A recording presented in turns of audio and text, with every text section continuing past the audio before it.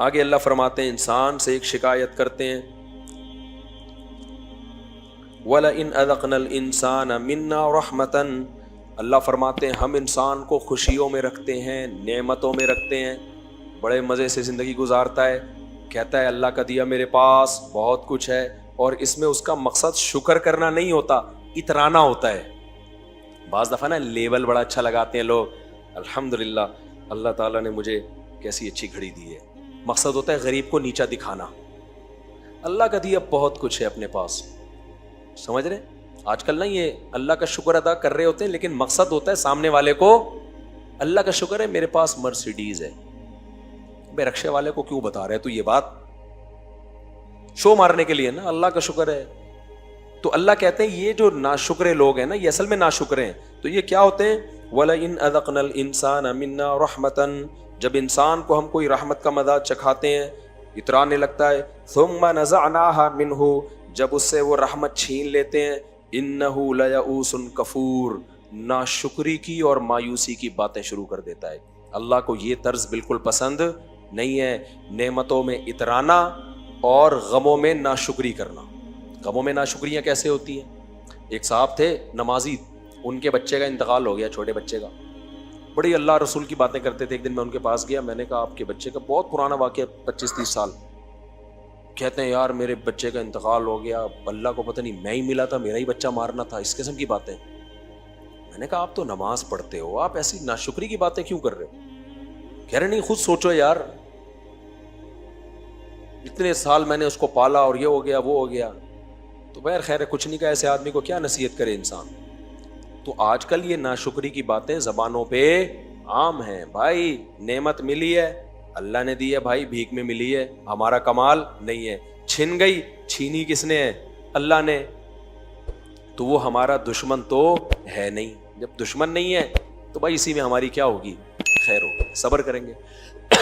ابھی میں بیماری چل رہی ہے نا، بہت لمبی ہو گئی ہے، کل میں بہت ٹینشن میں آ گیا نا، بخار بھی تھا اور درد بھی جسم میں، میں نے کہا یار ٹھیک ہی نہیں ہو رہے، اپنے آپ سے میں باتیں کر رہا ہوں یار کچھ زیادہ ہی لمبا ہو گیا یہ بیماری میری، ٹھیک ہی نہیں ہو رہے، اینٹی بایوٹک کا کورس بھی ہو گیا، سب کچھ ہو گیا، ٹھیک ہی نہیں ہو رہے۔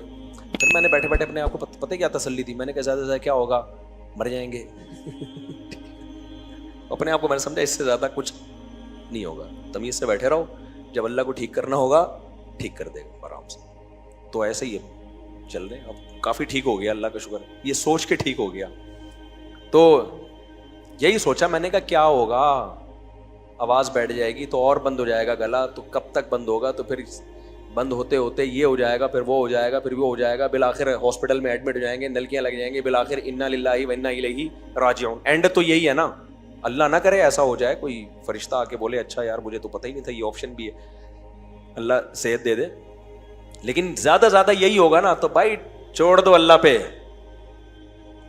انسان پتہ کیا سوچتا، ہائے میرے بچوں کا کیا ہوگا، ہائے میرے فلانے کا کیا ہوگا۔ بھائی اللہ سے لڑ نہیں سکتے، ہم جو کر سکتے ہیں زندگی میں ان کے لیے کرو، جو ہمارے بس میں نہیں ہے اس میں غم مت کرو۔ ہاں اپنی زندگی میں ان کے لیے آپ کچھ نہ کرو کہ مر گئے تو بیچارے روڈ پہ گھومتے پھر رہے ہیں، یہ غلط ہے۔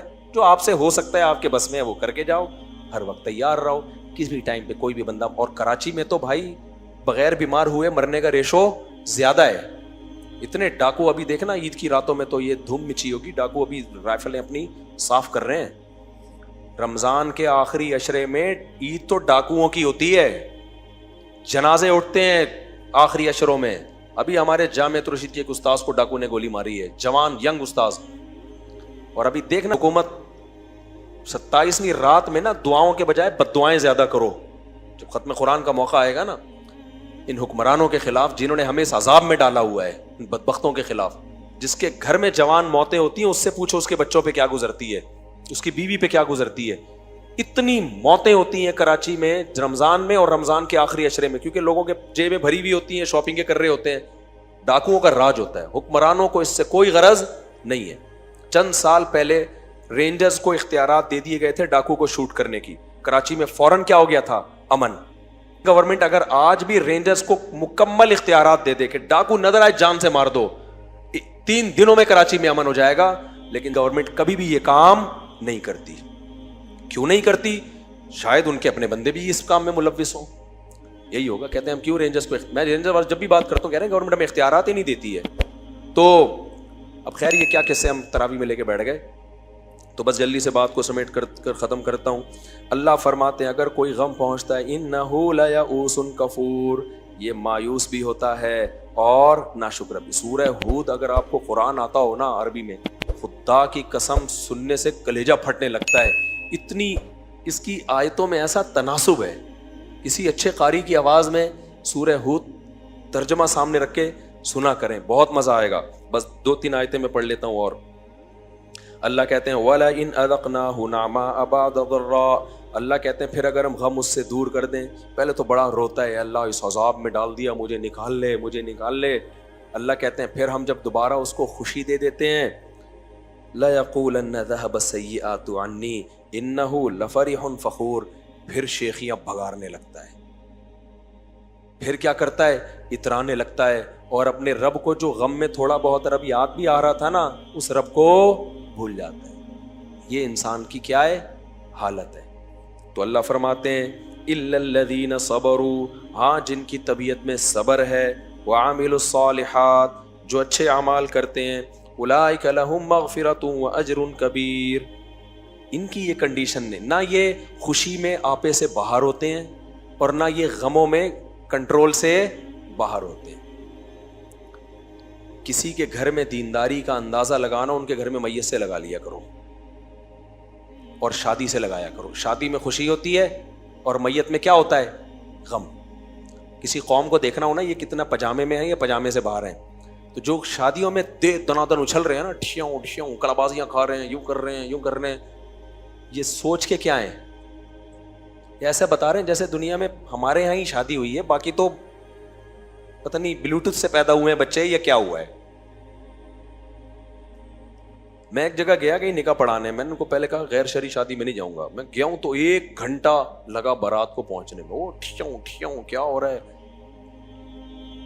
اتنی بڑی ٹینشن یار. میں نے کہا تم لوگوں نے کیا کہا, اگر ہم نے اس طرح سے کی ہوتی تو ہم تو ایک ہی پہ آ کے پھنس چکے ہوتے. اب تو کیا ہو رہا ہے, دولہا گانے سنا رہا ہے دلہن کو شادی میں, دلہنیں اس کے ساتھ آ کے بیٹھ رہی ہیں اور سارے مکس گیدرنگ ہے, لڑکے لڑکیاں مکس ہو رہے ہیں. چھوڑ دو یار چھچورے پن کو, کیا کرو بس کرو بس کرو. تو شادی میں اللہ کی حدود سے کراس کر جانا, یہ اس کی علامت ہے کہ دینداری بولو نہیں ہے. آپ کو پہلی دفعہ کوئی خوشی ملی ہے, اس سے پہلے آپ نے کوئی خوشی کبھی دیکھی نہیں, آپے سے باہر ہو جاتے ہیں. اور غم میں بھی ایسا ہی ہے, میت ہوتی ہے تو وہ جو رو رہے ہیں ہاں ہو, ایسے پروگرام چل رہے ہیں باقاعدہ رونے.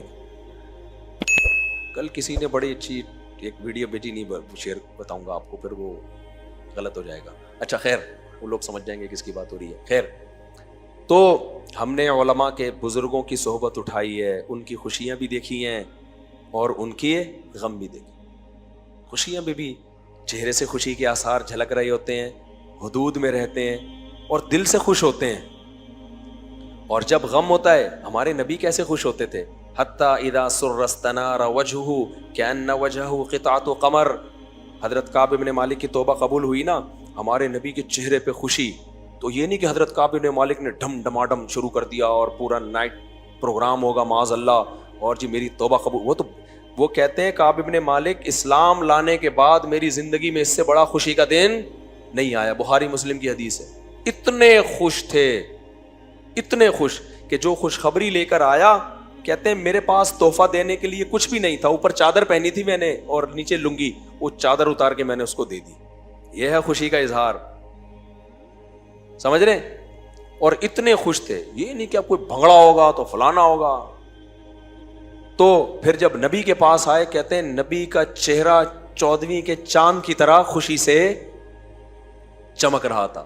فرمایا ابشر بخیر یوم مر علیک منذ ولدتک امک, اے کعب تیری ماں نے جب سے تجھے جنا ہے نا, اس سے بڑا تیری زندگی میں خوشی کا دن نہیں آیا. اس دن کی میں تجھے مبارکباد دیتا ہوں. صحابہ بھی خوش ہوتے تھے بھائی, ان کی شادیاں بھی ہوئی ہیں, ولیمے بھی کیے ہیں. حضرت مغیرہ ابن شعبہ ارب پتی تاجر تھے, جب شادی کرتے نا تو ولیمہ 3 دن لنگر چلتا تھا ان کا. 3 دن تک دیگوں کے ڈھکن کھل رہے ہیں, پبلک آ رہی ہے, اور گوشت کھلایا جا رہا ہے. سرید اس زمانے میں اچھا کھانا تھا. 3 دن پبلک کنٹینیو. کتنا خرچ کیا لیکن کس پر؟ کھلانے پر. یہ ہے خوشی. آج خوشی شروع ہوتی ہے, لڑکیاں نیم برہنہ کپڑے پہن کے آ جاتی ہیں, اور کسی نے بڑی زبردست بات کی ہے, لڑکا منہ دھو رہا ہو نا, سمجھ لو گھر سے باہر جا رہا ہے. لڑکی منہ دھو رہی ہو, سمجھ لو باہر جانے کا اس کا کوئی پروگرام نہیں ہے. وہ میک اپ اتار رہی ہے نا منہ دھو کے. تو اتنا چلو میک اپ ان کا پرسنل معاملہ ہے, لیکن یار ان کو تو جانے دو نا. لیکن وہ خواتین کا الگ رکھو نا. ہم تھوڑی کہہ رہے ہیں کہ تیار ہو کے نہ جائیں شادیوں میں. مکس گیدرنگ کیوں, مردوں میں کے بیچ میں کیوں گھس رہی ہو؟ کتنی بے غیرتی ہے, کتنی بے شرمی ہے. الگ ہو جاؤ بھائی. کچھ اللہ بھی تو ہے نا, کچھ اس کے لیے بھی تو کر لو. نہیں ادھر ہی گھسنا ہے مردوں میں, مردوں کا عورتوں میں گھسنا ہے. انجوائے کرو, ٹھیک ہے, اللہ دیکھ رہا ہے, اللہ دیکھ رہا ہے. مولویوں کو برا بھلا کہو, یہ براڈ مائنڈیڈ ہے, یہ کہتے ہیں بیچ میں تمبو لگاؤ. یہ پرانے زمانے کے لوگ, انگریزوں کے ہاں تمبو نام کی کوئی چیز ہے ہی نہیں, تبھی وہ چاند پہ پہنچ گیا. اور یہ کہتے ہیں ادھر بیچ میں ایک تمبو آنا چاہیے, لیڈیز ادھر ہونی چاہیے, جینٹس ادھر ہونے چاہیے. کیا ہو گیا, اس نے اس کو آنکھ پٹکا کر لیا, اس نے اس کو دیکھ لیا تھوڑی, اور تعریفیں بھی کرے, آج تو آپ بہت پیاری لگ رہی ہیں, آج تو کہتی تھینک یو ویری مچ. پرانے زمانے میں اٹھا کے چپیٹ لگاتی تھی, اب چونکہ غیرت ختم ہو گئی تو آج تو آپ بہت پیاری لگ رہی ہیں, تھینک یو. اور انٹی آپ بھی ماشاءاللہ. انٹی تو بول نہیں دینا کبھی غلطی سے, شادی میں پوری طلاق ہو جائے گی وہیں پہ, بتا رہا ہوں. تو یہ سب دل کے خوش کرنے کے بہانے ہیں. اس سے میں اور آپ مطمئن ہو سکتے ہیں, جس رب نے پردے کی آیات نازل کی ہیں اس کے قہر اور غضب جوش میں آتا ہے. اس نے شعیب علیہ السلام کی قوم کو کہا ناپ تول میں کمی مت کرو, اکھاڑ پھینکوں گا میں تمہیں. اس نے ہماری عورت کو کہا ہے غیر محرم مرد کے سامنے زینت اختیار نہیں کرنا. تو دنیا کو کوئی غم نہیں ہوتا, اور مولویوں کو بھی نہیں ہوتا. آپ سمجھ, ہمیں کیا ہو رہا ہے, تم جاؤ جہنم میں, ہم نے کیا, ہمیں تو اپنے بچوں کی فکر ہوگی, اپنی بیٹیوں کی. جس نے دین پہ آنا ہے آ جائے, نہیں آنا جائے کہاں, جہنم میں. لوگ سمجھتے ہیں یہ اندر سے جل رہے ہیں. ہم کیوں جلیں گے, ہم تو 4 لے کے بیٹھے ہوئے ہیں. کیا خیال ہے, اللہ بچائے, یعنی 4 سے نہیں بچائے, اللہ تعالیٰ شو مارنے سے بچائے. لیکن آپ کو بتا رہے ہم کیوں جلیں گے. ہمارے لیے تو اللہ نے حلال کے راستے کھولے ہوئے ہیں, اتنے حلال کو عام کر دیا اللہ نے ہمارے لیے. ہم تو تم پہ ترس کھا رہے ہیں کہ تم سڑتے رہو ساری زندگی بدبودار گند میں منہ مار مار کے. نہ تمہیں بیوی کی محبت ملتی ہے, نہ تمہیں بچوں سے پیار ملتا ہے, کیونکہ بچوں کو پتا ہوتا ہے میرا باپ ٹھرکی ہے.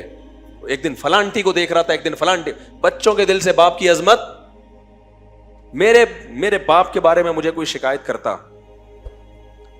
کہ میرے والد صاحب خواتین کو دیکھتے تھے جا کے غلط نظروں سے, میرے دل میں اپنے باپ کی عزت رہتی. آج جب بھی میں اپنے باپ کا نام لیتا ہوں, میں اپنے جذبات پہ قابو